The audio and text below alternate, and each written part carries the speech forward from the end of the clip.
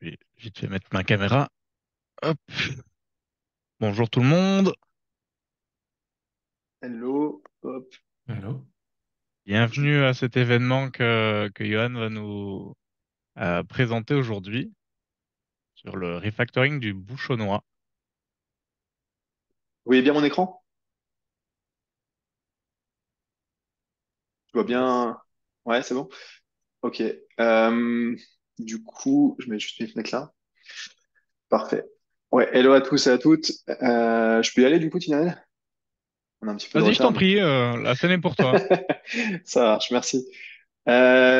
Du coup, hop, salut à tous et à toutes. L'idée aujourd'hui, c'est de vous parler du refactoring du bouchonnois, ce que j'ai appelé les pratiques craft dans la vraie vie ou une histoire de bons et de mauvais chasseurs. L'idée, ça va être de quoi? Ça va être de vous parler de cet atelier-là et de vous faire une vue d'ensemble de ce qui se cache derrière ce que j'ai appelé le refactoring du bouchonnement. Donc, on n'aura pas le temps de tout courir aujourd'hui. Je vous enverrai le lien sur le board Miro. Vous pourrez cliquer, vous pourrez aller voir toutes les ressources que j'ai mis en ligne. Vous aurez aussi le lien sur le repository a posteriori. Donc, avant de commencer rapidement qui je m'appelle Johan Thirion. Je suis coach agile et coach technique dans une boîte qui s'appelle Pixie Suisse. Et accessoirement, je suis le fondateur de ce meetup, du Meetup Craft Luxembourg, j'ai refilé le bébé à ce monsieur, entre autres, qui est Tinaël, à Guillaume et à Arthur aussi. Ouais, bref, je vais passer vite là-dessus, on s'en moque un peu. Donc aujourd'hui, là, je suis vraiment là pour vous parler du refactoring du bouchonnois. Et je vais déjà vous parler de mon intention quand j'ai créé ce kata. Vous allez voir, derrière, il y a du code, il y a du matériel pédagogique, on va dire. L'idée pour moi, en tout cas, c'était de démontrer l'intérêt des pratiques qui sont dites craft, celles qu'on associe au monde du craft, du software craftsmanship, de l'artisanat logiciel, peu importe si on le dit en français, en anglais, craft, crafter, peu importe. Donc réellement démontrer l'intérêt de ces pratiques-là sur une même code base. Donc l'idée, c'est de vraiment de travailler de manière itérative et incrémentale sur le code. Et pour moi, ce qui est important dans ce cas-là, ça va être de s'améliorer dans notre approche de refactoring, de s'améliorer dans notre questionnement vis-à-vis du code surtout. Tina, je sais pas si c'est toi qui les admets ou pas, les gens, je vois les messages passer. Donc on va s'interroger durant le kata, durant chaque étape en tout cas, durant, ouais, vraiment durant chaque étape, on va se questionner sur l'intérêt de chacune des pratiques. On va s'interroger sur qu'est-ce que je devrais faire pour améliorer la situation et quelles sont les pratiques que je peux mettre en place. L'idée, c'est pas de croire que toutes les pratiques sont à mettre en place en tout temps. C'est juste de se poser la question de qu'est-ce qui pourrait m'aider à un instant T pour améliorer la situation. Donc, c'est les utiliser avec pragmatisme. Et aujourd'hui, je suis là, vous allez voir, c'est assez touffu. Je suis là pour vous donner envie de, un, aller voir ce qui se cache derrière ce que je vais vous présenter aujourd'hui, derrière ce Miro, derrière le repository, derrière le matériel pédagogique. Et deux, bah, vous donner envie aussi de le dérouler dans votre organisation, peut-être le pousser dans des communautés dans lesquelles vous êtes à l'heure actuelle. Et, c'est vraiment vous donner cette envie-là. Vous allez voir, aujourd'hui, je vais beaucoup parler code. Enfin, je vais quand même pas mal parler code, on va dire, et on va pas mal parler pratiques, techniques associées. Mais je tenais à rappeler juste une chose qui est souvent dévoyée et qui est souvent pas compris, c'est que on va dire que tout ce qui tourne autour du craft, en réalité, c'est plus de l'état d'esprit, de l'ordre de l'état d'esprit et de l'ordre de la culture. Donc, c'est vraiment cette culture de être fier d'être développeur, enfin, une posture d'humilité, se dire qu'on va apprendre toute notre vie, se poser des questions sur comment on peut améliorer notre apprentissage justement, etc., etc. Ça, on va pas le couvrir aujourd'hui. Je vais être réellement sur toutes les pratiques, enfin sur pas mal de pratiques qui sont à l'heure actuelle associées au craft. Mais il faut savoir réellement que le craft à la base, c'est réellement et surtout un état d'esprit. Ok, on peut pas le faire. Mais... Alors, la petite histoire. Qu'est-ce que c'est que ce truc du refactoring du bouchonnois? Alors, je sais pas si tout le monde a la ref, ça commence à dater maintenant. Je suis peut-être un peu vieux, on va dire, mais l'idée, c'est de revenir sur le fameux sketch des chasseurs du bouchonnois. Et donc, pour le contexte de ce kata-là, pour le contexte de cet atelier, voilà un peu le contexte que j'ai pu créer, c'était de se dire, OK, on a nos vaillants chasseurs du bouchonnois qui ont besoin de gérer leur partie de chasse. La chasse en France est de plus en plus régulée. Ils ont besoin de tracer un petit peu ce qui se passe sur le terrain pour éviter les éventuels accidents et puis pour retracer des responsabilités. On n'a pas envie qu'un chasseur puisse tirer assez facilement sur un vélo parce qu'il est un petit peu trop picolé. Donc, ils ont commencé à faire développer un système de gestion. Ils le font développer par une entreprise qui s'appelle Toshiba, mais à l'heure actuelle, ils sont pas du tout satisfaits de ce qui a été livré. En tout cas, comment se passe la relation et potentiellement ce qui est livré. Parce que l'entreprise leur parle d'une soi-disant d'aide technique qui les ralentit dans le développement de nouvelles fonctionnalités. Et là, nos chasseurs, eux, ils attendent réellement le fonctionnement, le delivery de certaines fonctionnalités, du genre être en capacité d'organiser un lâcher de galinette cendrée, être en capacité de gérer la réserve de galinette, par exemple, ce genre de choses, ce genre de fonctionnalités. Ça, c'est pas encore dans le système, mais c'est ce qu'ils veulent à terme. Donc, les chasseurs, ils font appel à nous. Ils ont entendu dire qu'on pouvait peut-être changer un petit peu ce qui était fait par Toshiba, donc ils font appel à nous. Donc, ils comptent sur nous réellement pour améliorer la situation. Euh, du coup, ce qui est intéressant, c'est de partir un petit peu de l'existant. Donc, commencer par aller voir les artefacts qui ont été livrés par nos amis de chez Toshiba. Ce qui est intéressant, donc, c'est qu'on arrive à récupérer le repository assez facilement, donc assez easy pour récupérer ça. Et en plus de ça, on découvre assez agréablement, je trouve, qu'ils ont aussi fait un, un atelier d'example mapping pour essayer de définir c'était quoi les grandes fonctionnalités qui étaient attendues par nos chasseurs. Alors, je ne sais pas si vous êtes tous au courant de c'est quoi l'example mapping. On va dire que c'est un format d'atelier qui permet euh, d'aligner des personnes qui ont de l'expertise métier avec des personnes qui ont de l'expertise technique sur des user stories, sur des fonctionnalités à développer. Pour ça, ça s'appuie sur quoi? Ça s'appuie sur une notation incrémentale, on va dire, des post-it de couleur, pour faire plus simple. Et l'idée, c'est quoi? C'est qu'il y ait, par exemple, notre product owner, ou en l'occurrence, peut-être nos chasseurs qui viennent nous exposer, c'est quoi les fonctionnalités qu'ils veulent dans le système, donc les user stories en jaune. Et puis, ils vont définir, bah, pour chaque user story, c'est quoi les règles associées, les règles réellement de métier. Typiquement, si on prend l'exemple de la story tirée sur une galinette, eh ben, les règles qui sont associées, on peut tirer sur une galinette que si la partie de chasse est en cours, par exemple. Et puis, pour chaque règle comme celle-ci, que vous appelez peut-être critères d'acceptation à l'heure actuelle, eh ben, en fait, on va essayer de mettre des exemples. Et ça va être des exemples qui sont très concrets, illustrés de la vraie vie. Donc, si je refais l'exemple de tirer sur une galinette, on peut tirer sur une galinette si et seulement si la partie de chasse est en cours. Et bah, ça échoue si, dans l'exemple, ou dans le cas plutôt, où les chasseurs sont à l'apéro. On peut pas tirer pendant l'apéro. La puissance de l'exercice, c'est vraiment de réussir à faire cet exercice-là avec des personnes, comme je disais, qui ont la connaissance métier et d'autres qui ont la connaissance technique.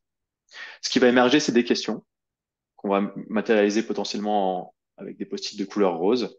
Et ce qui va émerger également, c'est l'ubiquitous language, donc se mettre d'accord sur des définitions.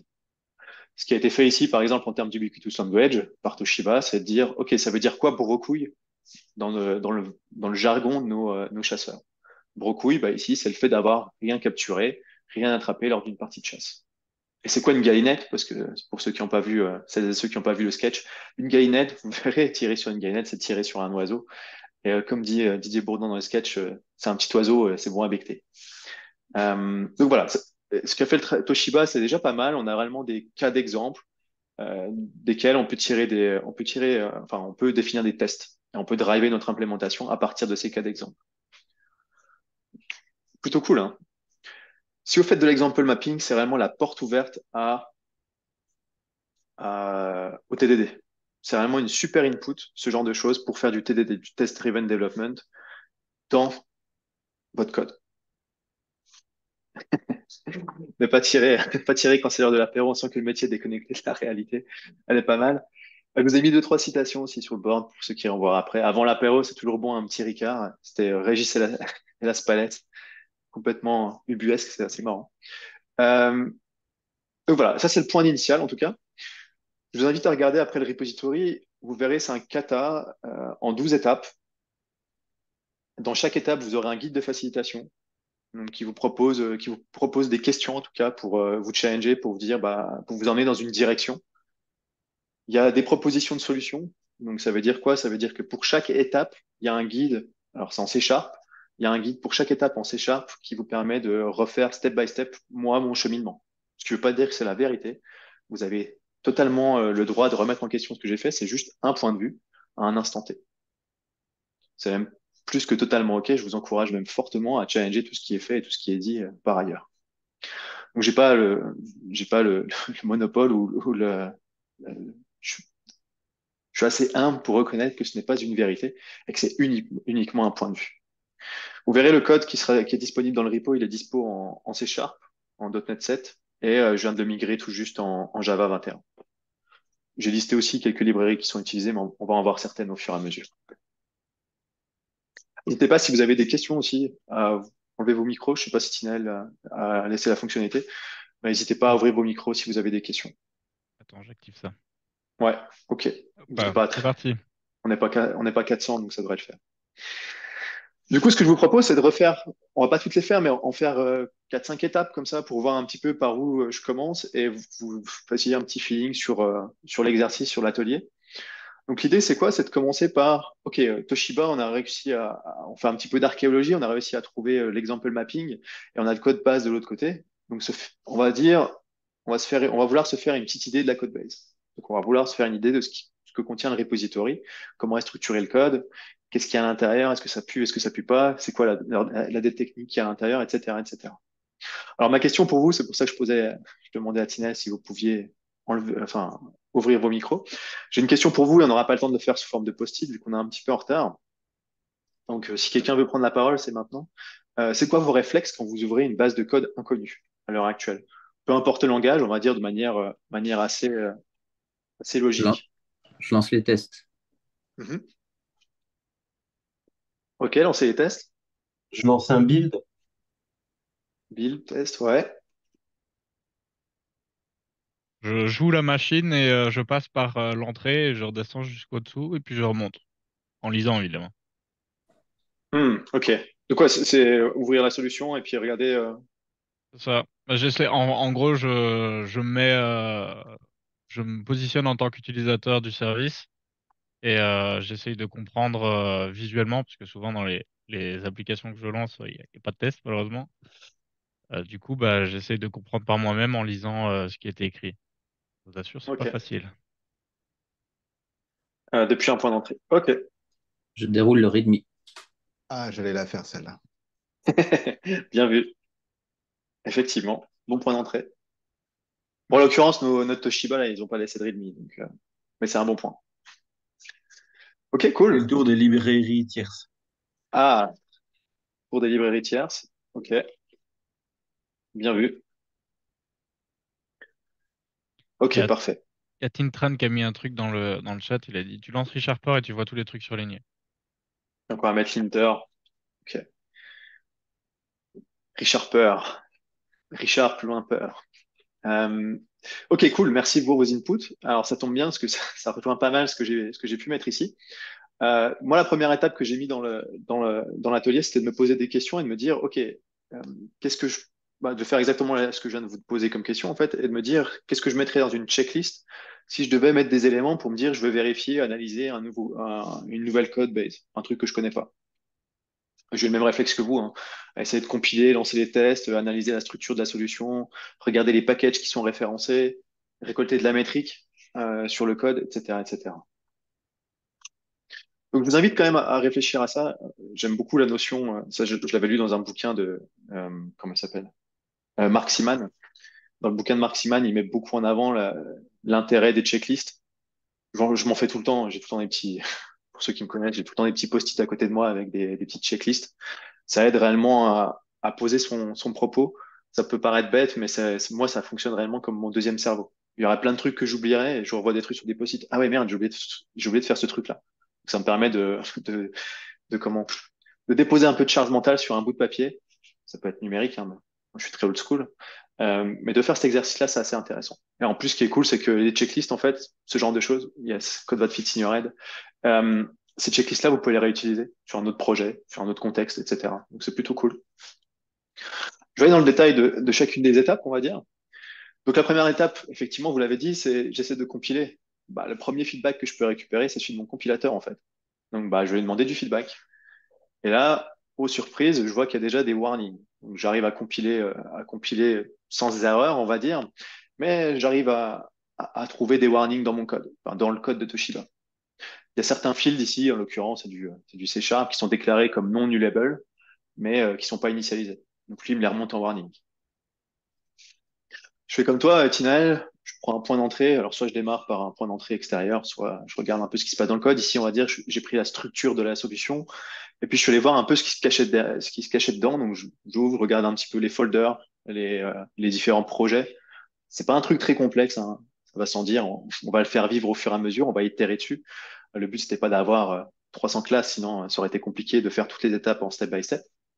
Mais on peut se rendre compte déjà ici, juste en ouvrant la solution, juste en regardant cette structure, qu'on a un domaine.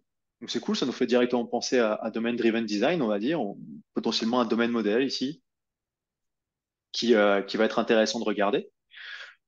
Ensuite, on a la notion de repository. On ouvre le repository dans le projet Bouchonnois, ici, c'est un projet au sens C Sharp. On voit qu'il y a une interface, sûrement un port, il y a sûrement une implémentation qui se cache ailleurs. Un port et il y aura sûrement un adapteur qui se cache ailleurs, pour ceux qui connaissent les principes d'architecture hexagonale. Et puis on a un truc qui paraît bizarre directement de prime abord, c'est on a un service, on a des exceptions associées, puis on a la notion de terrain qui se retrouve dans service. Ça, en général, ça pue. C'est peut-être que c'est au mauvais endroit. Ce qui est cool, en faisant ça, en analysant juste rapidement la structure, on voit qu'il y a des tests automatisés. À contrario de toi, Tinaël, là, il y a des tests, des projets que tu peux ouvrir, il y a des tests automatisés. On se rend compte qu'il y a un adapteur du parti de chasse repository qui se trouve directement dans les tests. Donc on avance un petit peu sur notre checklist, on regarde les packages qui sont installés. Ça nous permet quoi de regarder les packages, donc les librairies, les dépendances tierces. Ça nous permet de comprendre avec quoi le système interagit. Si j'avais eu des libs, des drivers Kafka, des drivers RabbitMQ, j'aurais pu constater qu'il y avait des choses qui étaient faites sur ces middleware, on va dire. S'il y a du gRPC, ce genre de choses. Ici, en l'occurrence, on n'a que des packages de tests en réalité. Coverlet, c'est un package pour calculer tout ce qui va être code coverage et compagnie. Le reste, ça, on va dire que c'est pour les tests, XUnit et .NET SDK, et puis .NET Test SDK. Et puis Fluent Assertions, c'est un petit package qui permet d'écrire des Fluent Assertions, des assertions de type Fluent, donc des assertions qui soient plus lisibles et qui, quand elles échouent, remontent quelque chose qui est parlant du point de vue humain. En Java, l'équivalent, ce serait Assergy, en gros. Donc, sur notre checklist, on a bien avancé. Maintenant, on va se poser la question, comment on fait pour récolter de la métrique? Ce qui est toujours intéressant, c'est de se dire, OK, je peux me faire une idée à l'œil de ce qui se passe, mais il y a des outils qui sont quand même là pour nous aider, nous accompagner. Donc, on va essayer d'utiliser ces outils-là. Première étape, il y a des tests. Je vais lancer le calcul de coverage. Donc là, j'utilise un truc qui s'appelle .cover en .NET. C'est gratuit, c'est utilisable par n'importe qui. Et ça nous pond un joli petit rapport. Donc, j'analyse le code coverage, enfin le rapport de code coverage. Je vois qu'on a 100% de code coverage. Ouais, super nouvelle, non? On est plutôt pas mal, en tout cas. Donc, Toshiba, en tout cas, ils ont mis le paquet sur les tests unitaires. 100%. On verra par la suite que c'est pas forcément un gage de qualité. Et ce qui est intéressant, c'est que je mets en place Sonar Cloud, un petit outil d'analyse statique de code. Ça me permet de récolter de la métrique. Je vois qu'il y a 385 lignes de code de production. Alors, ce qui est assez marrant avec ce genre d'outil, c'est que si on fait des ratios, ça met tout en perspective, mais c'est que pour un outil comme Sonar Cloud, avoir 35 code smells sur une code base de 385 lignes, c'est OK. Il n'y a aucun warning, il n'y a rien du tout, on est classé A, on est tout vert partout. Pour moi, avoir une ligne sur 11 qui est concernée par un code smell, alors il faudrait voir quel type de code smell c'est, mais c'est quand même un truc, il y a peut-être des points d'amélioration, peut-être des choses qui doivent émerger. On est sur du 8% de coverage, hein, enfin du 8% de code smell sur nos lignes de code. Donc, ouais, il y a peut-être quelque chose à faire, quand même. Et puis, duplication, on a plus de 7% de duplication. Donc, ça sera intéressant de comprendre le pourquoi. Donc, une fois qu'on a ce genre de métriques, qu'on peut récolter ce genre de métriques, il faut les analyser. Et là, ce qui est intéressant, c'est que juste en prenant le point de vue de l'analyse statique de code, on va pouvoir en découler pas mal d'éléments. Pourquoi je dis ça? Parce que si on ouvre le rapport de Sonar Cloud et on se voit que le premier, en gros, le code smell le plus critique, c'est un problème de complexité cognitive. La complexité cognitive, en gros, c'est un calcul de complexité qui est fortement similaire à celui de complexité cyclomatique, si vous le connaissez. En gros, ça va mesurer le nombre d'embranchements dans votre code, si on veut faire une simplification. Donc, ça va mesurer réellement la complexité algorithmique de votre code. Et ici, il se rend compte que sur mon parti de chasse service, donc un truc qui est, enfin, sur le parti de chasse service de Toshiba, un truc qui émerge, c'est qu'apparemment le code est ultra complexe. Donc, ça nous permet de nous faire une première idée de ce truc-là. Partie de chasse service, si on regarde ce qui est fait dedans, c'est un service. Donc, il va faire quoi? Il a une dépendance sur un repository, apparemment. Il va récupérer sur base d'un ID, il va récupérer une partie de chasse. Il va faire des vérifications si la partie de chasse n'est pas nulle. Bizarre, déjà. Il va faire des vérifications si sur le terrain qui est contenu dans la partie de chasse, le nombre de gainettes est différent de 0. Ah oui, on est sur la méthode tirée sur une gainette, pardon, je l'avais pas dit. Il va regarder si le nombre de gainettes sur le terrain n'est pas égal à 0. Et il va faire pas mal de choses comme ça. Il va aller voir les chasseurs, etc. C'est quand même bizarre que cette logique-là se trouve dans notre service, non? On va regarder ici, il met à jour aussi l'état interne de notre chasseur. Il met à jour le nombre de balles restantes sur le chasseur qui vient de tirer sur la gainette. Donc, il va réellement faire des modifications sur le domaine modèle. Ah, ça, c'est intéressant. Juste avec cette métrique de complexité, ça nous permet déjà de déceler qu'il y a peut-être des prises de décision qui sont faites au niveau du service qui devraient être faites ailleurs. Pourquoi on a autant de complexité dans ce service-là? Ça, c'est une bonne question. Une bonne question à se poser, en tout cas. Alors, ce genre de métrique et ce genre de point de vue sur le code, ça va nous permettre de faire quoi? Ça va nous permettre de raisonner vis-à-vis de notre code. Je ne sais pas s'il y en a qui ont lu le bouquin de Vladimir Korikov, qui s'appelle Unit Testing Principles, Practices and Patterns. Dedans, il vient avec une notion qui est assez intéressante, je trouve, qui permet de prendre un peu de recul sur son code et de se poser la question sur le code qu'on est en train de lire. Il vient avec la notion de 4 types de code. Il dit 4 types de code et il les place sur deux axes. Le nombre de collaborateurs. Donc, plus il y a de collaborateurs, plus je vais me trouver vers la droite. Et puis, la signification en termes métier. Ça veut dire quoi, domaine significance? En gros, c'est l'impact business ou en tout cas l'importance métier du morceau de code. Et si on y réfléchit, le parti de chasse service, vous n'avez pas toute la classe devant vous, mais il y a quand même des collaborateurs.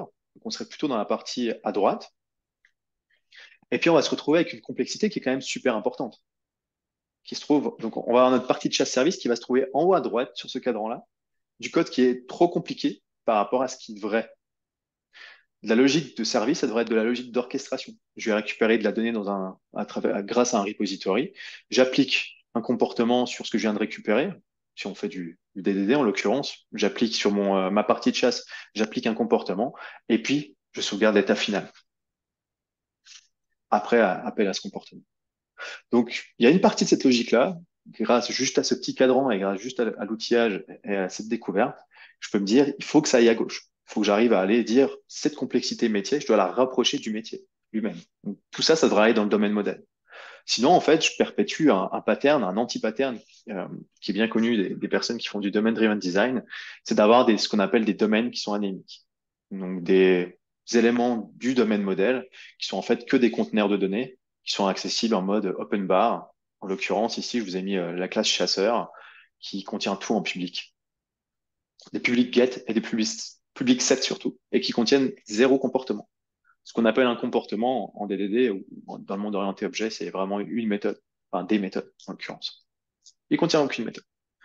On peut déjà identifier ça aussi. Donc ici, on a du code qui est trivial, chasseur, qui devrait remonter, sur lequel il devrait y avoir de la logique métier, beaucoup plus importante. Pareil pour la partie de chasse, etc., etc. Ok, ça c'était pour un premier point. On peut mettre en place des linters. Bon, là, j'ai mis en place SonarLint, pas très intéressant. Autre point intéressant, j'ai vu une question de Marc dans le chat, justement, j'y réponds tout de suite. Ce qui est intéressant quand on arrive sur une code base existante, c'est de raisonner vis-à-vis de l'analyse statique de code, donc avoir de l'information, où se cache la complexité dans ce code-là, qu'est-ce qui est améliorable du point de vue de certaines règles qui ont été définies dans des outils comme SonarCloud, Codana ou autres, qu'est-ce qui est important de modifier, en tout cas de point de vue de ces plateformes, hein, encore une fois, à challenger. Tout ne fait pas de sens dans leur set de règles. En tout cas, c'est un outil qui permet de factualiser les choses. Et après, il faut se poser la question, qu'est-ce que je peux découvrir d'autre à partir de ce repository, à partir de ce code-là? Et c'est là où il y a un truc qui est super intéressant, euh, un concept en tout cas super intéressant qui vient d'un gars qui s'appelle Adam Tornil, qui a appliqué l'analyse comportementale dans le monde de la forensique, donc dans le monde de la police scientifique, qui a essayé d'apporter ce travail-là dans le monde du développement logiciel. Et donc, ça veut dire quoi? Ça veut dire que cette analyse, enfin, le comportemental, comment lui va le travailler, il a une plateforme, mais on va dire conceptuellement comment on va pouvoir le représenter, c'est de se dire, en fait, on est assis sur une mine d'or d'informations dans nos outils qu'on n'utilise quasiment jamais, en fait. Cette mine d'or d'informations, en fait, c'est tout ce qui se passe sur notre repo, tout ce qui se passe dans notre repo Git, en l'occurrence. Et l'idée d'Adam Tornil, c'est de dire, on va exploiter à fond ces données-là et on va essayer de déterminer, d'en tirer un maximum d'informations. Le concept qui va nous intéresser ici, je vais pas aller sur les autres, sinon c'est une présentation de 2 heures à elle toute seule, mais ce qui va nous intéresser ici en termes de concept, ça va être la notion d'hotspot. Les hotspots, dans sa conception, c'est quoi? C'est des morceaux de code qui sont gros ou complexes, dépendant des outils, enfin, dépendant des langages, il est en capacité ou non de calculer une complexité différemment de la taille du fichier. Mais on va dire, de base, on va dire, la taille du fichier fait la complexité. On peut faire une corrélation forte entre la taille d'un fichier et sa complexité. Donc, il va vous représenter dans la plateforme, on va dire, ou conceptuellement, vous pouvez vous représenter qu'un fichier ou un morceau de code, plus il est complexe, plus il est gros. Donc, on va représenter sous forme de cercle la complexité d'un code. Et puis derrière, on va y associer les churns, donc les modifications qui sont faites sur ce morceau de code. Donc, plus un code est complexe, plus il va être gros, et plus il est rouge, plus il est modifié. Pourquoi on veut faire ça? Et pourquoi c'est super intéressant quand on arrive sur une code base de regarder ça? Parce qu'en fait, si on y pense, ce qu'on appelle dette technique, enfin, le terme dette technique ne fait du sens d'être appliqué à un morceau de code que si à un instant t plus 1, t plus n, on a besoin de le modifier. Et donc, c'est ça qui est intéressant, c'est d'identifier à l'heure actuelle quels sont les éléments du code qui bougent tous les jours, ou qui bougent vraiment fréquemment, et quels sont ceux qui sont les plus complexes. Un morceau de code qui bouge tous les jours, mais qui fait 3 lignes de code, est-ce qu'on a réellement besoin d'appliquer un pattern de refactoring? Est-ce qu'on a besoin d'analyser comment on va le refactorer ou pas? Et cet outil-là, en tout cas cette notion de hotspot, va nous permettre de raisonner vis-à-vis de ça. Pour aller plus loin sur ces sujets-là, je vous invite à regarder les vidéos faites par Adam ou à lire ses bouquins. Ils viennent de refaire une édition de Your Code as a Crime Scene et il y a toujours l'édition de Software Design X-Ray. Il y a plein de choses intéressantes derrière. Et vous pouvez tester aussi la plateforme qu'il y a derrière qui s'appelle CodeSyn. Alors moi, j'ai utilisé CodeSyn là, pour nos fameux Toshiba et notre code du bouchonnois. Et ce qui est intéressant, c'est qu'il me ressort des hotspots, là, les grosses patates, les gros cercles qu'on voit ici, c'est des classes. Et il me ressort que bah, tout bouge. En fait, c'est assez normal parce qu'il y avait que moi qui bossais dessus et j'étais tout seul pour faire le code et c'est un peu fait exprès la situation initiale. On voit que tout est en rouge du coup parce que ça bougeait souvent. Forcément, j'étais en train de faire le code. Ça bougeait souvent et puis on voit surtout ce qui est intéressant ici, ça va être la taille des cercles. Je vois qu'il y a un minima deux gros trucs que je dois changer. Step, c'est des fichiers Markdown, donc ça, on s'en fout, on peut le laisser sur le côté. Mais ici, on voit que j'ai un minima le parti de chasse service qui est vraiment trop énorme et qui bouge tout le temps, et le parti de chasse service test qui sont les deux associés. Ce qui est intéressant, c'est qu'il a aussi en capacité, l'outil, donc sa plateforme, de nous sortir un petit peu la santé de notre code. Ça, c'est super intéressant. Donc, la santé de nos hotspots, comment ils évoluent dans le temps, est-ce que ça s'empire ou est-ce que ça se réduit, la complexité? Et puis, globalement, comment est la code base, comment est la répartition de la connaissance dans la code base, ce genre de choses. La plateforme est super riche et intéressante. Donc, pareil, on a bien avancé. Ici, on a pu identifier des hotspots. On peut mettre le doigt sur vraiment les choses qui puent dans notre code. Ah oui, d'ailleurs, si vous avez pas enfin, si vous voulez utiliser CodeSyn, c'est gratuit pour des projets open source et payant pour d'autres types enfin, pour des projets internes, on va dire. Mais vous avez d'autres types d'outils qui permettent de faire ça. Vous avez, je réponds à la question de Marc du coup. On peut utiliser CodeMath effectivement. CodeMath croisé à des outils comme mince, le nom ne me reviendra pas, mais CodeMath qui permet de au moins récupérer les datas de base. Puis après, vous pouvez utiliser bêtement votre ligne de commande, hein. Vous faites un git log, vous récupérez les informations, puis vous regardez ce qui bouge le plus souvent, par exemple, et lesquels fichiers sont les plus gros. Je vous invite aussi à lire l'article que je vous ai mis là, de Nicolas Carlo sur le sujet. Il file plein d'astuces sur comment faire ce genre d'analyse à la main. En tout cas, on peut les automatiser, mais en command line, quoi. Et puis derrière, la question qu'on peut se poser, c'est, OK, on avait 100% de code coverage. OK, ça c'est cool, c'est un super indicateur. On a 100% de code coverage. Ouais, je suis rassuré. En fait, pas vraiment. Maintenant, ça m'interroge, moi. Il y a 100% de code coverage, mais c'est quoi la qualité des tests qu'il y a derrière? Donc pour ça, ce que je vais faire, c'est que je vais utiliser Striker. Striker, c'est un outil qui permet quoi? Qui permet de faire du mutation testing. Donc, conceptuellement, et en une minute max, qu'est-ce que c'est? C'est en gros, le mutation testing, c'est en gros l'idée de se dire, j'ai un morceau de code qui est couvert un morceau de code de production qui est couvert par à minima un test. Qu'est-ce qui se passe si je mute ce morceau de code? Une mutation, c'est quoi? Ça peut être une mutation de type arithmétique. Dans ce morceau de code, il y a une opération qui dit je fais x moins 2, je remplace le x moins 2 par x plus 2, par exemple. Est-ce que ça a un impact ou non sur le test? Si ça n'a pas d'impact sur le test, alors que j'ai introduit un mutant dans le code de production, c'est peut-être que mon test n'est pas de bonne qualité. Il y a peut-être des choses à revoir dans mon test. Et donc, conceptuellement, en tout cas, le mutation testing, c'est un outil qui va nous permettre de mesurer la qualité des tests. Et en plus de ça, ça va permettre potentiellement de nous aider à identifier des cas limites, des choses qu'on n'a pas pensé à couvrir. Donc, ça peut être un outil intéressant. C'est un outil qui nous permet de prendre du recul par rapport à nos tests, challenger les tests qu'on a pu écrire et potentiellement nous aider enfin, nous aiguiller nous mettre sur certaines pistes, on va dire. Donc là, en l'occurrence, ce qui est intéressant, c'est que j'ai un coverage de 100%. Et puis, en fait, je vois que là, je lance un petit rapport Striker. Je suis même pas à 80% de score de mutation. Donc, ça veut dire que lui, il a pu muter pas mal d'endroits dans le code, lancer les tests à chaque fois. Et il y a plein de mutants qui n'ont pas été détectés.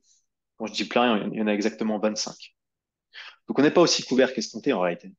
Donc, la qualité des tests est clairement à revoir pour se rassurer, pour être en capacité demain d'itérer sur ce code-là.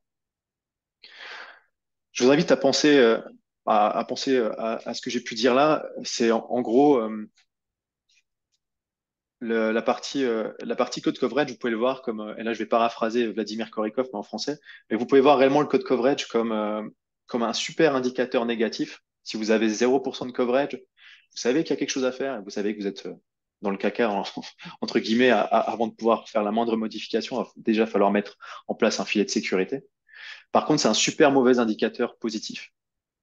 C'est-à-dire que avoir 100% de coverage, ça ne veut pas dire que vous êtes bien couvert. Alors, cette étape-là nous a permis quoi? Désolé, elle était un peu longue, les autres sont plus courtes, hein. Cette étape-là nous a permis quoi? Elle nous a permis de voir que on avait, enfin, d'identifier en tout cas des actions à faire sur notre code, hein, sur le code de Toshiba. On voit qu'il y a il y a des warnings à la compilation, ça, on va vouloir le fixer. Et effectivement, on va faire ce que Mark Seaman propose, qui est de dire, on va mettre en place une politique zéro tolérance au warning. On voit qu'il y a des tests à améliorer. On a besoin de se rassurer sur la qualité des tests. Donc, on va tuer les mutants. On va un peu itérer sur le code des tests pour tuer tous les mutants, pour se rassurer sur la qualité de nos tests. On voit qu'il y a des hotspots. Eh ben, on va les splitter. On va appliquer une bête stratégie qui va être divide and conquer. On voit qu'il y a des hotspots. On va les splitter en plus petits morceaux, plus facilement compréhensibles et plus facilement refactorables. Et puis surtout, on va commencer à mettre le comportement là où il devrait être. On va mettre le comportement métier réellement dans le domaine. Donc, on va le tirer du service pour l'amener dans le domaine. Et puis, les code smells, qu'est-ce qu'on peut y faire? Alors là, c'est une stratégie, enfin, il y a plusieurs stratégies. Moi, dans l'exercice que je vous propose ici, j'ai mis en place une stratégie qui est de dire on va les éliminer au fil de l'eau sans forcément y prêter attention. Parce que j'en étais persuadé, mais les différents refactoring vont nous permettre d'éliminer complètement ces code smells. Alors, on va passer à l'étape 2. Treat warning as error. Je vous invite réellement à mettre en place cette politique, comme le dit Marc, dès le début, en réalité. Mettez en place ça dès le début. Évitez l'accumulation des warnings. Je vous prends un exemple. J'étais dans une équipe, maintenant ça commence à dater, c'était il y a une dizaine d'années. On bossait sur un gros projet. On avait maintenant, je ne sais plus combien, il y a de millions de lignes de code. Et on avait pris la tendance, enfin, on avait réellement tendance à mettre des to-do dans le code. Et on essayait de se mettre une règle. On y revient avant la fin du sprint, etc., etc. Ça marchait plutôt pas mal. Je suis parti de ce projet-là et je suis revenu, mais quelques années plus tard, je sais pas, 2 ou 3 ans plus tard, il y avait quasiment Si, il restait peut-être 2 personnes sur les 7 personnes qu'on était au début. Et ce qui est marrant, c'est que j'ai ouvert le code et en termes de to-do, il y en avait 750 ou 800, un truc comme ça. Donc ça faisait que de croître depuis que j'étais parti.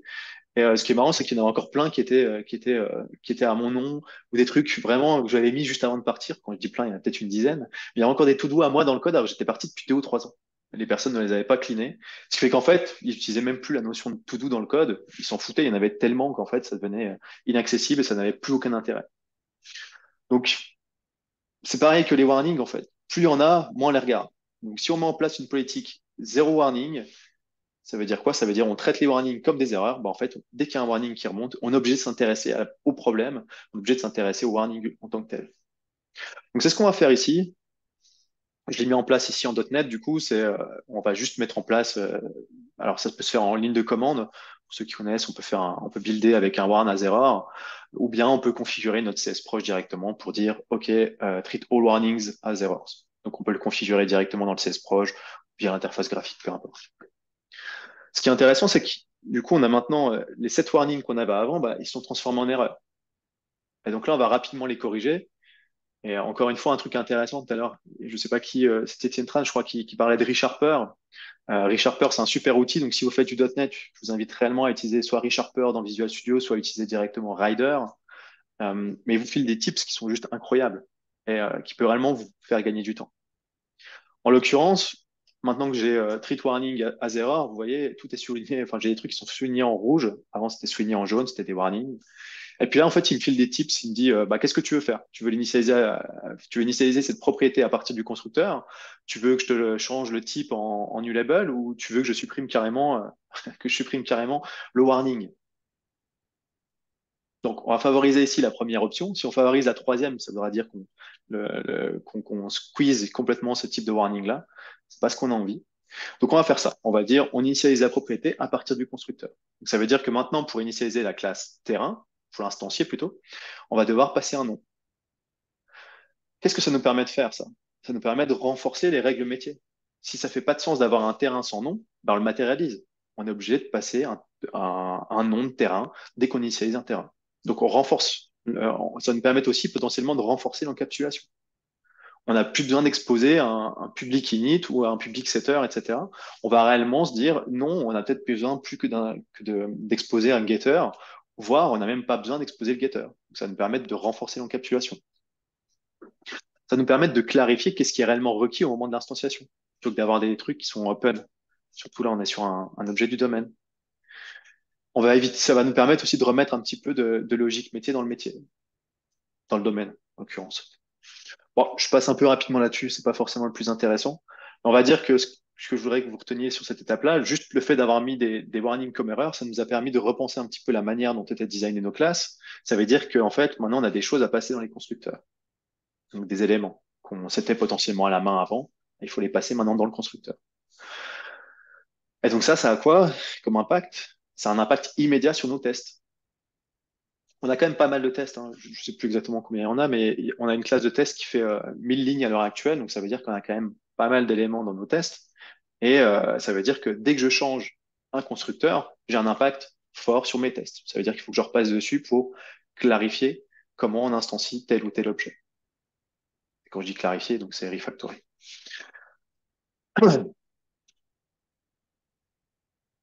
Alors ma question là, je vais faire la réponse. Comme dit, je vois que le temps file vraiment vite. Comment on aurait pu faire un... Oh, non, je vous laisse répondre s'il y en a un qui veut faire une proposition. Comment on pourrait faire pour éviter que nos modifications sur le code de production impactent autant le code de test? Donc, comment on fait en sorte que les tests soient moins résistants au refactoring, en gros? Est-ce que quelqu'un a une idée? Et toujours vous démute si jamais. On en fait moins. T'as dit quoi? Pardon? On en fait moins. Ça peut être une Non. option, effectivement. Eh On ben, teste on contre des factorise les abstractions. tests. On factorise les tests, ouais. Alors, Isabelle qui propose Golden Master, on en parlera tout à l'heure, ouais, c'est un point aussi qui peut être intéressant. En l'occurrence, ben, vous n'avez pas le code sous les yeux, mais ça serait compliqué à faire, mais ouais. Euh, On va le voir tout à l'heure. Je vais essayer d'aller au moins jusqu'à cette étape parce qu'elle est intéressante. On parlera d'un pattern intéressant pour vos tests qui est le test data builder, qui va être le principe de mettre des points d'interception entre le code de test et le code de production et avoir qu'un seul point d'interception pour instancier des objets du domaine ou des objets du code de production. Et on aurait eu ça, il y aurait eu zéro impact sur nos tests ou à un seul endroit en fait. On aurait juste eu à changer le builder plutôt que de changer les X tests qui étaient impactés, dans laquelle on a instancié cet objet-là. Alors, en étape 3, comme dit, la logique, ça voudrait, ma logique, en tout cas, c'est de me dire, j'ai besoin d'être confiant. Donc, maintenant, j'ai travaillé sur la compilation, j'ai besoin d'être confiant vis-à-vis des tests. Donc, j'ai passé un peu de temps à analyser ce que m'a remonté Striker. Et puis là, en gros, Striker, ce qui est vraiment bien fait, j'imagine qu'il y a des javaïstes dans la pièce.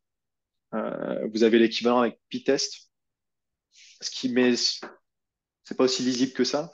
Ce qui est réellement cool avec un outil comme Striker, c'est qu'il est on est en capacité très rapidement de comprendre le rapport. Euh, Quand je dis ça, je vous montre par exemple le string mutation. Ici, en gros, je vais prendre plutôt celui-là, il sera plus lisible pour vous. En gros, ici, il me dit, j'ai muté cette ligne-là, donc j'ai remplacé ce string-là. Chasseur tirer sur une gainette. Ça lui répond, t'as plus de chasse, mon vieux, chasse à la main. Bah ça a été remplacé par un string vide. J'ai fait ça, mais en fait, ça n'a pas été détecté par ton test. Ah, j'ai peut-être un problème. Effectivement, j'ai un problème parce que c'est quelque chose qui est quand même assez important du point de vue métier, qui est ce message-là qui soit remonté. En tout cas, ça nous permet de nous questionner. Est-ce que ça a un intérêt que je teste ça ou pas? Donc, ça nous permet à minima de nous lancer la question. Pareil, il a fait des mutations de type statement. Donc, ça veut dire quoi? Une mutation de type statement au sens striker du terme. Ça veut dire qu'il a supprimé des appels. Il supprime des appels de fonction, il supprime des lignes. Qu'est-ce qui se passe? Il se passe rien. Ah, il y a un problème. Pareil, il va nous dire, j'ai fait pareil, mais sur une expression LinQ. Bon, là, en l'occurrence, je vais pas aller dans le détail, mais ça devrait pas compiler. J'ai jamais réussi à comprendre comment il arrive à le faire. Et donc, pour tuer ces mutants-là, donc tuer, on va pas réellement les tuer, hein, mais je vous rassure. Mais en tout cas, pour faire en sorte qu'ils réapparaissent plus, euh, on va se poser des questions. Ok, je vais peut-être rajouter des checks dans les vérifications des messages de mes exceptions. Ça a l'air d'être assez important. Donc, on ajoute des assertions. Euh, on modifie le code de prod à cet endroit-là parce qu'il y a sur le code le code LinQ, en fait, il y avait une mutation qui était possible. Donc, on va faire en sorte que ce soit plus générable, qu'il puisse plus générer ce mutant-là à partir du code de prod. On va regarder aussi qu'est-ce qui se passe quand on sauvegarde un événement. En l'occurrence, il y a des événements qui ont l'air d'être assez touchy du point de vue métier, même si vous le verrez, ils sont très génériques. Mais valider qu'il y a bien des événements qui sont émis par le système quand il y a un comportement qui est appelé sur le domaine, c'est quelque chose d'assez critique. Donc on va valider que c'est bien fait. C'est quelque chose qui manquait. Et une fois qu'on a fait tout ça, je vous passe les détails, mais une fois qu'on a fait tout ça, on a un rapport de mutation qui est à 100%. Donc là, on est plutôt pas mal, on est plus en confiance en tout cas. La question, moi, et vous verrez dans les readme, hein, la question que je me pose à chaque fois et que je vous pose à ceux qui vont faire à ceux et celles qui vont faire ce kata-là, c'est de vous poser la question, comment on peut faire pour éviter de créer des mutants? Alors, j'ai bien aimé ta réponse, Yann. On n'écrit pas de test. Ça marche aussi. Ça marche aussi pour celle-là. Euh, mais je vous invite à réfléchir à ça. Si vous faites du TDD, donc du Test Driven Development, si vous conceptualisez, si vous designez votre code à partir de TDD, vous pourrez quasiment jamais générer des mutants en réalité. Vous allez commencer par l'assertion, vous allez vous poser des questions. Vous pourrez pas oublier l'assertion, vous allez avoir des assertions qui font du sens. Vous allez avoir vous allez avoir ces questionnements-là en tout temps en faisant du TDD. Donc, en fait, c'est naturel en TDD de se questionner sur c'est quoi les bonnes assertions et c'est quoi un bon test. Et on va le faire quasiment instinctivement en fait quand on maîtrise un peu TDD. Si vous faites du test a posteriori, je vous invite à réfléchir à quand même comment éviter de créer des mutants. Donc, éviter de devoir lancer des analyses de mutation à chaque fois que vous faites des modifications. Je vous invite à regarder aussi la notion de test desiderata, un ensemble de principes et de patterns qu'on devrait observer sur chaque test unitaire. Et donc, je voudrais juste finir par celui-là. Je vais me prendre 3 minutes pour ça, comme ça on pourra faire des questions-réponses. Moi, il y a un truc que je vous invite, je vous invite à réfléchir à un truc, c'est on peut avoir des métriques de qualité, enfin, on a souvent des métriques de qualité sur le code de production. On a trop souvent peu de métriques et trop peu d'intérêt sur la lisibilité et sur les métriques qu'on peut récolter des tests. C'est souvent le parent pauvre. On va dire, on voit souvent des gens qui parlent de clean code et on montre comment appliquer clean code, les principes de clean code sur du code de prod, mais très peu sur du code de test. Et là, je vous invite à réfléchir à ça, à vous poser la question, comment je peux améliorer la lisibilité de mes tests? Comment je peux mesurer que mes tests sont bien lisibles? Donc aujourd'hui, je vais vous parler de deux choses. Enfin, je vais parler de deux pilules, la pilule rouge et la pilule bleue. La pilule rouge, c'est ce qu'il y a dans le code de test à l'heure actuelle. La duplication, des méthodes qui sont longues, une complexité qui est super élevée. Et on va voir des moyens d'y remédier avec la notion de test data builder, la mise en place de domain specific language, donc les DSL, et puis étendre vos assertions pour qu'elles aient un sens plus métier, et puis avoir des tests qui soient les plus petits possibles en les splittant. Le temps file, ouais, il faut vraiment que je me dépêche, mais du coup, je voulais juste vous montrer la classe de test à l'heure actuelle, une des plus grosses, hein, c'est la plus grosse, on va dire une des plus grosses, c'est la plus grosse. Donc la partie de chasse service test, à l'heure actuelle, elle fait 1000 lignes quasiment, 948 lignes de code. Il y a énormément de duplication. On regarde, il y a deux tests, deux classes de tests différentes, donc deux tests différents ici, tirés sur une gainette tirée. Et ici, début d'application à fin duplication, en fait, c'est la même chose à droite. Euh, bon, ici, le seul truc qui change, c'est la tirée. Ici, c'est pareil. Ici, c'est différent. Ici, c'est pareil. Donc, on a beaucoup, beaucoup de duplication. Premier problème. Et puis moi, le problème que j'ai avec ce genre de test, c'est de me dire, qu'est-ce qu'on valide ici, en fait? J'en ai aucune idée. Qu'est-ce qu'on valide? Là, j'ai mis des commentaires pour que ce soit plus clair, mais j'ai fait un peu le travail pour nous. Mais ici, je sais pas du tout ce qui influe le résultat du test. Et ça me pose problème parce que demain, quand le test il va péter, j'aurais aucune idée de enfin, de ce qu'on attendait de ce test-là. C'était quoi les attentes? C'est quoi le comportement sous test?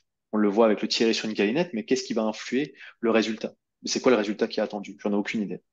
Il y a beaucoup de choses qui sont répétées. Là, on vérifie que le nom du terrain n'a pas changé. Est-ce que c'est un intérêt quelconque? On sait rien. Donc, avant de faire un refactoring, moi, j'ai besoin d'être confiant vis-à-vis de la qualité des tests. Alors, même si Tracker me dit que c'est les tests, en tout cas, il peut plus générer de mutants, moi, je suis pas confiant avec ça. Donc, ce que je vais faire, première étape, c'est ce que j'ai fait là, c'est divide and conquer. Je dis la grosse classe de test, je la split en plein de classes. Je fais vraiment des petits fichiers, histoire de diviser la complexité. Donc, je mets la complexité dans des fichiers à part, histoire d'avoir des choses qui sont plus manageables du point de vue humain. Donc, je me retrouve avec, plutôt que d'avoir un seul truc qui fait 1000 lignes, bah, je me retrouve avec plein de petites classes de test. Donc ça va très vite, un refactoring automatisé dans Rider, boum boum, il crée les classes pour moi et tout est bon, quoi. Un truc, je vous invite aussi à réfléchir, c'est un truc que j'aime bien faire. Encore une fois, c'est pas une vérité.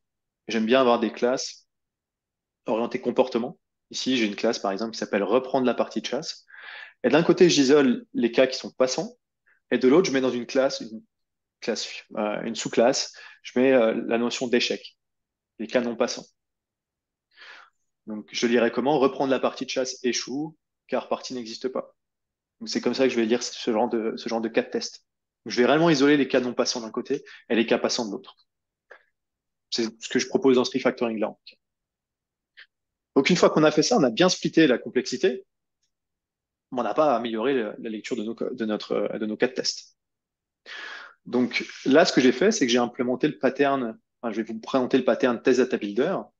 Le test data builder, l'idée, c'est quoi? J'aime beaucoup l'expression ici. Vous la trouverez dans un article d'ailleurs de Mark Simon dont on parlait tout à l'heure, mais c'est une phrase d'Uncle Bob. Donc l'idée des tests data builder, c'est quoi? C'est de dire, on va éliminer tout ce qui est non essentiel des tests, tout ce qui est sans intérêt. On va pas le rendre visible et on va amplifier l'essentiel des tests. L'idée, c'est quoi? C'est de faire en sorte d'éviter d'avoir ce genre de test là ce genre de setup de test et d'avoir des choses qui sont beaucoup plus parlantes du point de vue humain et des choses qui mettent en exergue réellement qu'est-ce qui influe le résultat de l'appel au comportement. Donc ça va permettre quoi? Ça va permettre de rendre les tests plus lisibles, plus maintenables, de créer un seul point d'interception. Donc de se dire que demain, auteur, je rajoute, je sais pas moi, je rajoute trois paramètres, bah, j'ai pas besoin de repasser sur 150 tests qui utilisent la classe auteur. Je passerai uniquement sur le test data builder qui représente la manière dont on instancie un auteur dans le système. Donc on peut voir ça comme une couche d'interception, une couche intermédiaire, un wrapper ou un proxy sur notre code de prod. Alors ça a un coût, hein, je pense qu'on me dit, Ça a un coût, mais oui, mais ça a un coût aussi de faire tout le temps évoluer ces tests dès qu'on fait le moindre changement dans le code de prod. Pour écrire un test data builder, c'est super simple. Enfin, c'est super simple. Il y a un petit peu de code à créer, mais je vous invite à utiliser vos IDE, peu importe lequel vous utilisez. Je pense que vous êtes en capacité, enfin, tous les IDE sont en capacité de faire ça maintenant. Je vous invite à essayer de designer ce que vous voulez. Moi, typiquement, sur l'exemple de test de tout à l'heure, je me dis, bah, j'ai besoin de quoi en fait dans mon test? J'ai besoin d'avoir un montant enfin, des gainets sur le terrain. Donc je me dis, j'ai besoin d'avoir une partie de chasse déjà. Donc je dis une partie de chasse du bouchonnois. Je l'écris textuellement, hein. Sur un terrain qui est riche en gainets, ouais, ça représente le fait qu'il est sur un terrain où il y a trois gainets. Et puis je dis, qui est-ce qu'il va y avoir sur ce terrain-là? Bah, je veux qu'il y ait Dédé, Bernard et Robert, tout simplement. Tout ça, ça résume en fait, ça résume complètement le cas de test qu'il y avait précédemment. En tout cas, la partie arrange, le setup du test. Donc c'est comme ça que je vais le créer. Et puis après, je fais un generate code from usage où je vais générer les classes, je vais générer le code de produit, le code de mon builder à partir réellement de mon appelant. Euh, donc, moi, je vous passe les étapes intermédiaires, la notion d'object mover, etc. Mais en gros, après coup, notre test, notre setup de test, il ressemble plus qu'à ça. Ça compile, le code est implémenté, il est là. Alors la question qu'on se pose, je vous dis, on se pose souvent des questions dans ce cas-là. Qu'est-ce qu'on peut encore améliorer? On a amélioré le setup, mais moi, ce truc-là, là, c'est pas terrible. Eh ben, on va plus loin. On a des modèles d'extensibilité dans les librairies qu'on utilise, euh, que ce soit Assergy ou ici Fluent Assertions ou d'autres librairies. On peut étendre réellement les assertions. Et donc, on peut étendre les assertions en faisant des assertions qui sont beaucoup plus orientées métier. En l'occurrence, ici, je vais juste faire une extension qui permet de dire, bah, sur une partie de chasse, je m'attends à ce qu'il y ait un événement qui soit émis qui ressemble à ça. Et là, en fait, ça, c'est la plomberie interne, mais c'est la plomberie de Fluent Assertions, mais ça me permet de définir des choses qui vont plus parlantes pour moi du point de vue métier. Et donc, après quelques refactoring, je vous montre un peu à quoi ça ressemble, le avant et le après. J'en ai profité pour faire un petit DSL, un petit DSL qui me permet de représenter les trois parties de mes tests. Le given, donc le given, c'est le setup de mon test. Le when, donc l'appel que je vais faire. Et puis le when. Et donc, je me retrouve avec quelque chose qui ressemble à ça maintenant. Given, une partie de chasse qui est existante sur un terrain qui est riche en gainette. Quand j'appelle tirer sur une gainette, ça devrait avoir émis un événement. Bernard tire sur une gainette et le chasseur a tiré sur une gainette.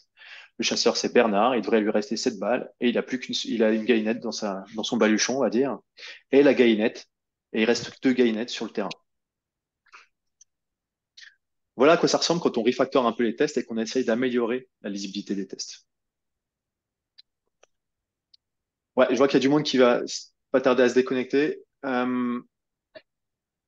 Je vais tout vous mettre a posteriori en commentaire. Je sais pas comment tu vas faire ça, Tinal, mais j'enverrai le lien sur le board Miro.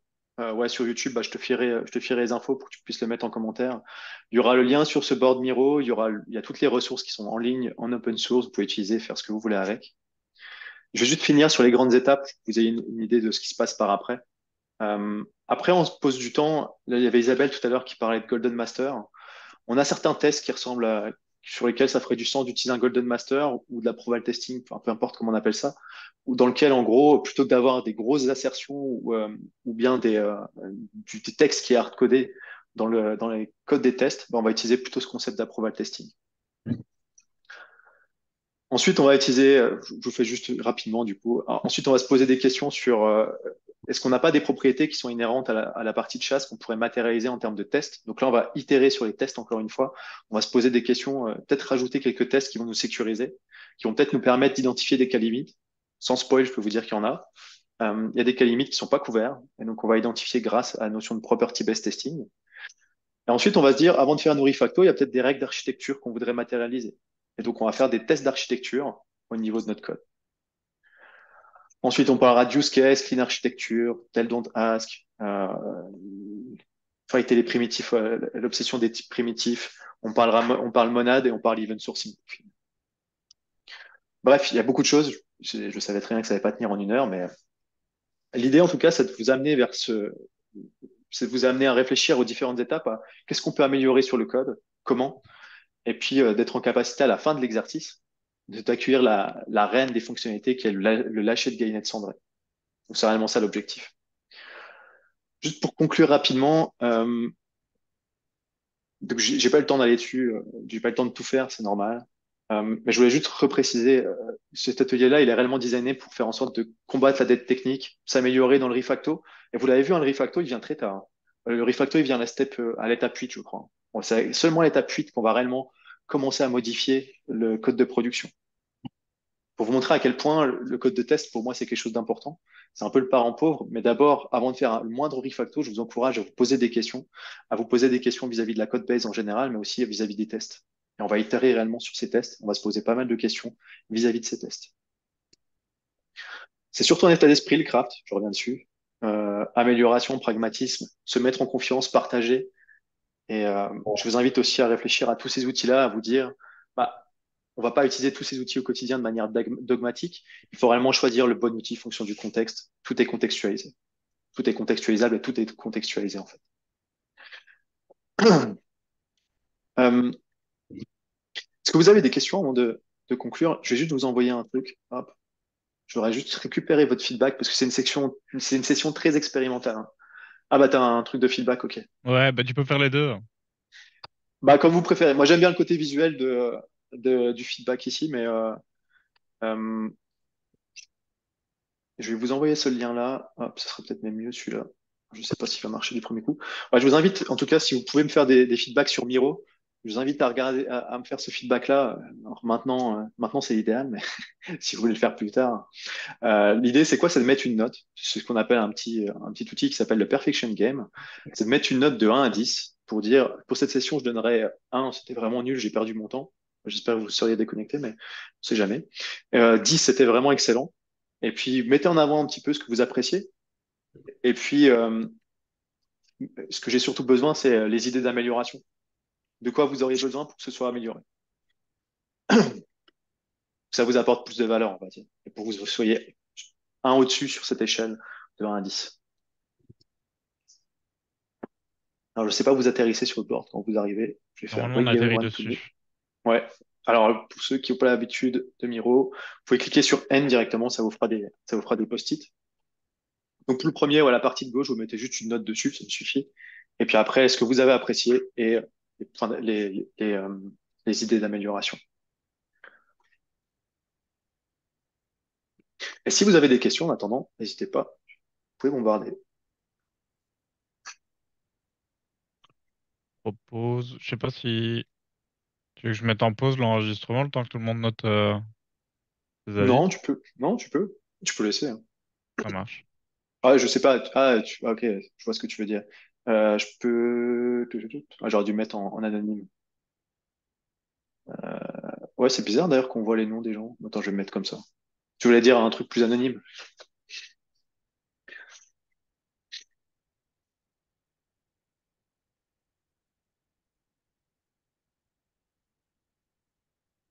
Tu me diras quand ça bouge plus.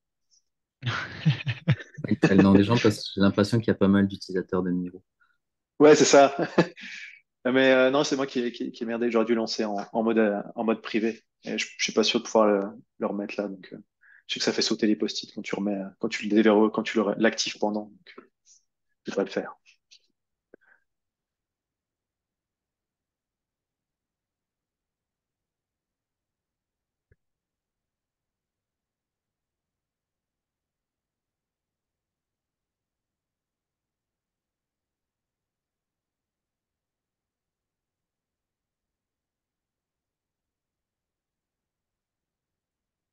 Ça a l'air de plus trop bouger. Ça fait encore quelques post-it. Ça va. Sinon, les retours sont assez positifs.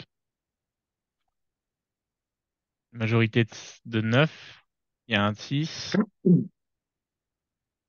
Beaucoup apprécié, mais je n'ai rien appris. Ah ouais, ça, ouais. Euh, pour le 6 du coup, ce qui serait intéressant, c'est de regarder peut-être dans les autres étapes s'il y a des choses que tu vois. Après, ouais, ça dépend de la connaissance de chacun et de chacune. Effectivement. Amusant, très complet, ouais.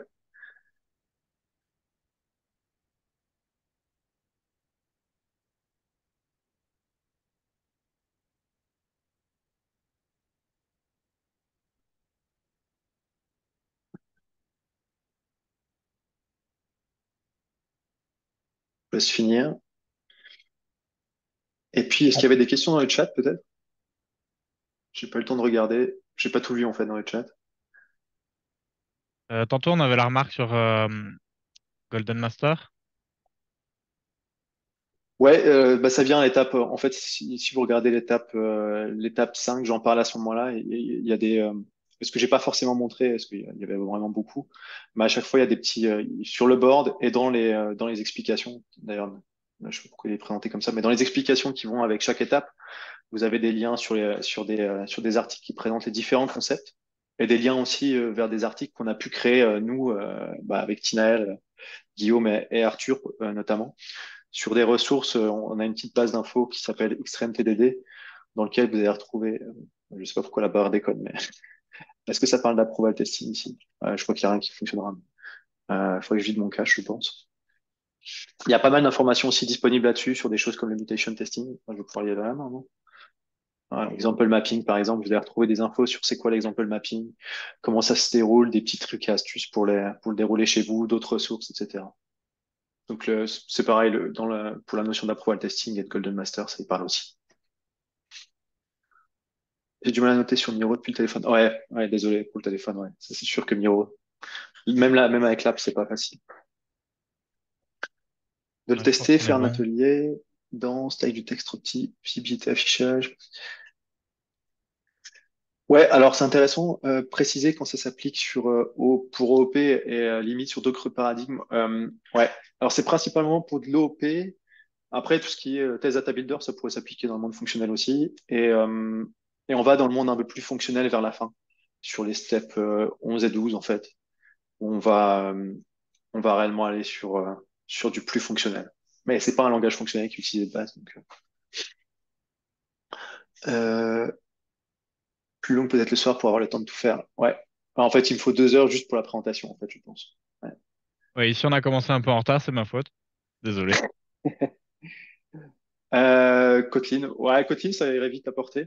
Ce qu'il y a, c'est le plus dur, c'est pas de porter le langage. C'est pas de porter sur le langage. Actuellement, il y a C Sharp et il y a Java. Ce qu'il y a, c'est de faire les corrections dans chaque langage.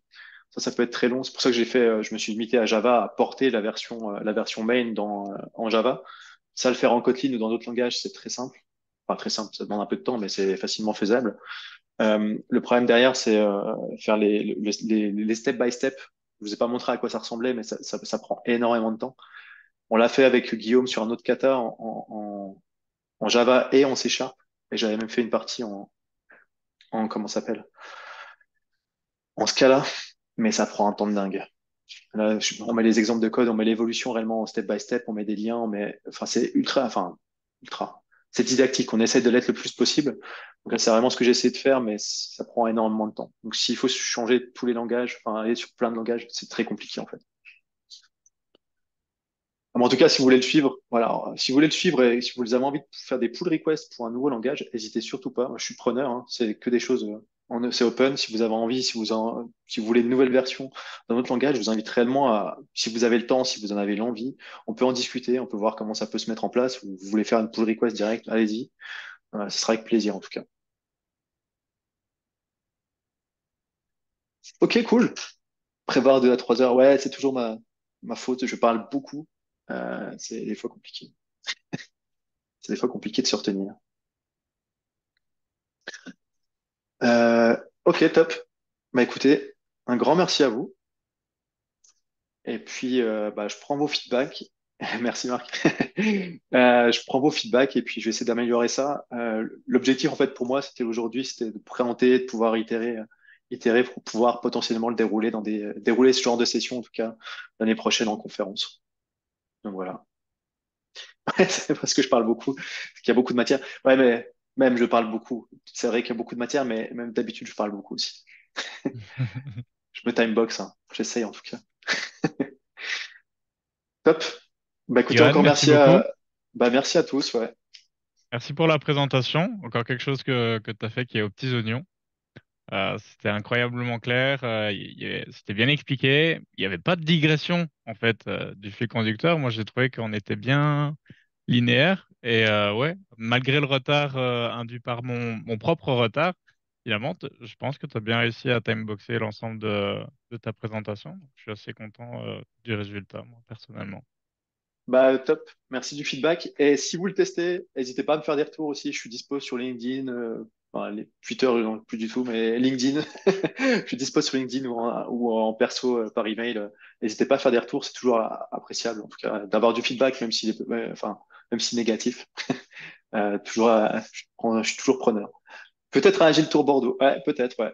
Ouais, c'est un truc, je suis pas encore allé, donc ouais, pourquoi pas. Je suis à Agile Grenoble pour ceux qui. Ah oui, je suis à Agile Grenoble en novembre, bah, ce mois-ci, dans 3 semaines, et à Agile Tour Lausanne début décembre aussi, si jamais vous êtes dans les coins. Voilà. N'hésitez pas à suivre Johan sur LinkedIn. La rediffusion de toute cette présentation, ce sera sur YouTube. On va poster sur LinkedIn le lien quand ce sera disponible. Il y aura donc toutes les ressources dans les commentaires ou dans la section description de la vidéo. Ouais, Euh, je t'envoie tout ça euh, après moi. Gardez un œil sur les réseaux. Pareil sur Meetup, on a d'autres speakers qui sont en attente et qui vont bientôt arriver jusqu'à l'année prochaine. Et puis on verra pour la suite. Nickel. Merci à toi, Tinaël. Merci à tous, encore une fois, et puis à très bientôt, du coup. Ciao, ciao tout le monde. Ciao. Et bon après-midi.